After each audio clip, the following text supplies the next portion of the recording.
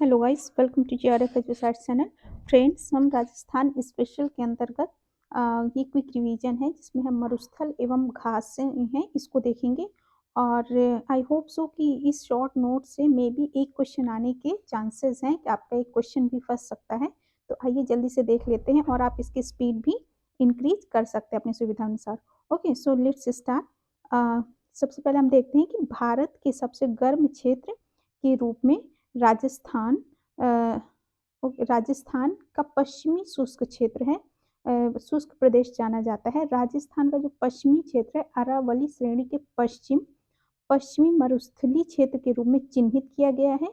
यह एक शुष्क एवं अर्ध शुष्क मरुस्थलीय प्रदेश है। भारत में पाया जाने वाला सबसे विशाल मरुस्थल थार इसी क्षेत्र में विस्तृत है। मीन्स अरावली का जो भाग है ये पश्चिमी मरुस्थलीय क्षेत्र है, उसको हम थार के मरुस्थल के रूप में जानते हैं। यह विश्व का सर्वाधिक आबाद तथा वन वनस्पति वाला प्रदेश है। थार के मरुस्थल को ईश्वरी सिंह ने रुद्र क्षेत्र कहा है। राजस्थान की कुल आबादी का लगभग 40% इस क्षेत्र में निवास करती है, जबकि राज्य के कुल क्षेत्रफल के 61% क्षेत्रफल पर पश्चिमी मरुस्थलीय प्रदेश विस्तृत है। ठीक है, तो राजस्थान का हम देखते हैं लगभग 61 मीन्स 61% भाग है जो इस क्षेत्र में विस्तृत है। फिर लगभग 12 जिलों जिसमें से बाड़मेर, जैसलमेर, बीकानेर, जोधपुर, पाली, जालौर, नागौर, सीकर, चूरू, झुंझुनू, हनुमानगढ़ व श्री गंगानगर में है। ये राजस्थान का ऐसे राजस्थान का आप मैप देख सकते हैं। तो ये जो पश्चिमी क्षेत्र है यह लगभग 61% तक एरिया है जो थार का मरुस्थल के नाम से प्रसिद्ध है और इसमें लगभग 12 जिले आते हैं। ठीक है, फिर जो संपूर्ण मरुस्थलीय प्रदेश में काफी उच्चावच है, इसलिए इस क्षेत्र को लगभग 4 उप प्रदेशों में विभक्त किया गया है। तो इसके जैसे क्वेश्चन पूछ रहा था कितने उप क्षेत्रों में विभाजित किया गया है राजस्थान मरुस्थलीय क्षेत्र को, तो हम देखते हैं कि ये टोटल 4 क्षेत्रों में। पहला हमारा शुष्क रेतीला मरुस्थल क्षेत्र, लूनी जवाई बेसिन, शेखावटी प्रदेश तथा घग्गर का मैदान। ठीक है, जो थार का मरुस्थल है वो एक प्रकार से इन 4 उप क्षेत्रों में उप प्रदेशों में विभाजित किया गया है। फिर शुष्क रेतीला क्षेत्र राज्य की जैसलमेर, बाड़मेर, बीकानेर, जोधपुर, चूरू जिलों के पश्चिमी भाग में विस्तृत है। इस क्षेत्र में वार्षिक वर्षा का औसत जो है 25 सेंटीमीटर से कम है। क्षेत्र में सर्वत्र बालू का स्तूपों का विस्तार है। इस रेगिस्तानी क्षेत्र के जैसलमेर जिले में सेवड़ घास के मैदान पाए जाते हैं। ठीक है, ये बहुत इंपॉर्टेंट यहाँ पे इंपॉर्टेंट बात नोट करने वाली बात है कि जो सेवड़ घास है ये राजस्थान के किस क्षेत्र में किस जिले में पाई जाती है। तो सेवड़ घास है वो राजस्थान के जैसलमेर जिले में पाई जाती है, जो क्षेत्र में भूगर्भीय जल पट्टी के रूप में जाने जाते हैं। ठीक है, फिर आइए नेक्स्ट हम देखते हैं। ओके, शुष्क रेतीला क्षेत्र राज्य के जैसलमेर, बाड़मेर, बीकानेर, जोधपुर और चूरू जिलों के पश्चिमी भागों में विस्तृत है। इस क्षेत्र में वार्षिक वर्षा का औसत जो है वो 25 सेंटीमीटर से कम है। क्षेत्र में सर्वत्र बालू के स्तूपों का विस्तार है। हम इस रेगिस्तानी क्षेत्र के जैसलमेर जिले में सेवड़ घास के मैदान देखते हैं, और जो कि फिर हम देखते हैं जैसलमेर जिले में अकाल वुड फॉसिल पार्क की स्थापना की गई है। तो जैसे क्वेश्चन पूछ लेगा अकाल वुड फॉसिल पार्क राजस्थान के किस जिले में है, तो ये जैसलमेर डिस्ट्रिक्ट में है। ठीक है, क्योंकि इस क्षेत्र में 18 करोड़ वर्ष पुराने वृक्षों के अवशेष जीवाश्म मिले हैं। साथ ही इस रेगिस्तानी के क्षेत्र में जैसलमेर, बाड़मेर, बीकानेर जिलों में पेट्रोलियम एवं प्राकृतिक गैसों के भंडार मिले हैं। लूनी व इसकी सहायक जवाई नदी द्वारा निर्मित क्षेत्र लूनी जवाई बेसिन के रूप में जाना जाता है। यह एक अर्ध शुष्क प्रदेश है। इसका विस्तार राज्य के पाली, जालौर, जोधपुर व नागौर जिले के दक्षिणी भाग में है।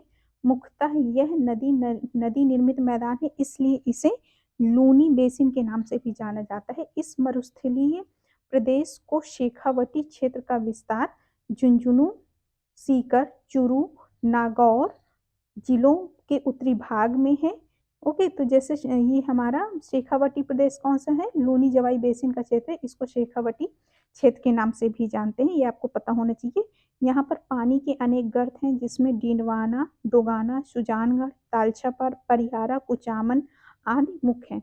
मरुस्थलीय प्रदेश का जो घग्गर मैदान है श्री गंगानगर हनुमानगढ़ जिलों में फैला हुआ है। तो जैसे घग्गर मैदान ये राजस्थान के किन किन जिलों के उसमें आता है, तो हमारा गंगानगर हनुमानगढ़ जिले मुख्य हैं।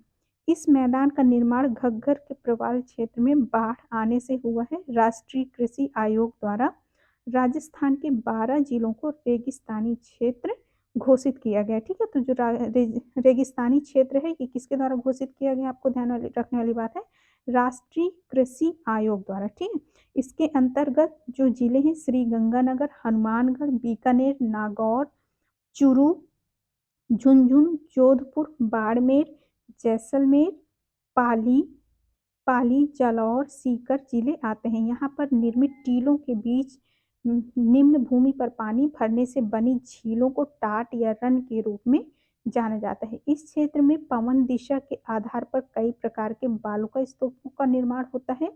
पवन की दिशा में बनने वाले बालुका स्तूप को अनुप्रस्थ स्तूप, आड़े तिरछे बनने वाले बालुका स्तूप को अनुदैर्ध्य तथा रेत के अर्धचंद्राकार बालुका स्तूप को बरखान कहा जाता है। जोधपुर का संपूर्ण पथरीला मरुस्थल हम्माद कहलाता है। ठीक है, तो आपके ध्यान रखने वाली बात है कि जोधपुर का जो संपूर्ण पथरीला मरुस्थल है उसको क्या कहते हैं, हम्माद कहते हैं। रेतीला व पथरीला दोनों के मिश्रित मरुस्थल को रेंग के रूप में जाना जाता है। ठीक है, रेतीला और जो पथरीला दोनों का जो मिक्स रूप जो हमारा डेजर्ट बन के आता है उसको क्या कहते हैं, रेंग कहते हैं। जैसलमेर की उत्तर पश्चिमी क्षेत्र भुट्टे वाला मोहनगढ़ एवं रामगढ़ जवाई का ताला क्षेत्रों में पाई जाने वाली घास सेवड़ घास कहलाती है। ठीक है, इस क्षेत्र में मतलब सेवड़ घास कहाँ, जैसलमेर के उत्तर पश्चिमी क्षेत्र में यहाँ पर सेवड़ घास पाई जाती है। यह मरुस्थल के विस्तार को रोकने में सहायक है। यह मुख्यतः लाठी सीरीज क्षेत्र के विस्तृत है। इस घास का वैज्ञानिक नाम लीसियरुस सीडिक्रस है। राज्य में पाई जाने वाली मोथाल लेमन घास सबसे सुगंधित घास है। घाना पक्षी अभ्यारण्य में यह घास पक्षियों के भोजन का आधार है। मोचिया साइप्रस रोटेंडर्स घास तालछापार अभ्यारण्य में पाई जाती है। ठीक है, मोचिया साइप्रस रोटेंडर्स घास कहाँ पाई जाती है, तालछापार अभ्यारण्य में। भरूच सेम्फ्रन्स घास राजस्थान में पाई जाने वाली ऐसी घास है जो फसलों को मोलिया और जड़ गांठ जैसे रोगों से बचाव करने में सहायता करती है। गाजर घास से राजस्थान का सबसे प्रभावित जिला जयपुर है। ठीक है, तो गाजर घास से सबसे ज्यादा प्रभावित जिला राजस्थान का कौन सा है, जयपुर। इस घास को चर्म रोग व अस्थमा का वाहक माना जाता है। यह घास अमेरिका से आयातित गेहूं के साथ भारत आई थी। ठीक है, फिर हम देखते हैं गाजर घास, ये हमने देख लिया था राजस्थान के किस जिले में सबसे अधिक प्रभावित क्षेत्र है, ये जयपुर जिला है। ठीक है, यह घास अमेरिका से आयातित गेहूं के साथ भारत आई थी। राजस्थान की धामड़ घास मवेशियों की जीविका का मुख्य आधार है। वहाँ की मवेशियों के लिए जो धामड़ घास है वह उनकी जीविका का मुख्य आधार है। यह घास दुधारू पशुओं के लिए उत्तम मानी जाती है। इसे ट्राइडोक्स घास भी कहा जाता है। धामड़ घास को ट्राइडोक्स घास भी कहते हैं। ठीक है, डाब घास राजस्थान में पाई जाने वाली नुकीले व धारदार पत्तों वाली घास है। ग्रहण के समय इस घटना के दुष्प्रभाव से बचने के लिए घास मुख्य खाद्य सामग्री के साथ रखी जाती है। राजस्थान में पाई जाने वाली खस घास की जड़ों को सुगंधित तेल से निकाला जाता है जो इत्र शरबत बनाने में प्रयोग किया जाता है। ठीक है, ये कौन सी घास है, खस घास, जिसको इत्र वगैरह बनाने में प्रयोग किया जाता है। और इस घास का जो मुख्य रूप से जो क्षेत्र है वो कौन से, टोंक भरतपुर सवाई माधोपुर जिले हैं। राजस्थान में पाई जाने वाली पामरोजा वरोसा घास के तेल का प्रयोग तंबाकू को सुगंधित बनाने के लिए किया जाता है। ठीक है, तंबाकू को सुगंधित बनाने के लिए कौन सी घास का प्रयोग किया जाता है, पामरोजा वरोसा। राजस्थान में पाई जाने वाली बूर घास औषधीय महत्व की घास है। ये घास मुख्यतः बीकानेर जिले में पाई जाती है। कौन सी, बूर घास, कहाँ, बीकानेर जिले में। आसवन विधि द्वारा इस घास से सुगंधित तेल निकाला जाता है। करड़ व अंजन प्रकार की घासें राजस्थान में पाई जाती हैं और इन घासों को उपयोग मुख्यतः छप्पर टटिया आदि बनाने में किया जाता है। जैसे करड़ व अंजन प्रकार की घासें हैं, इससे छप्पर व टटिया जैसे काम को प्रयोग में लाने के लिए इस घास का प्रयोग किया जाता है। Okay, thank you.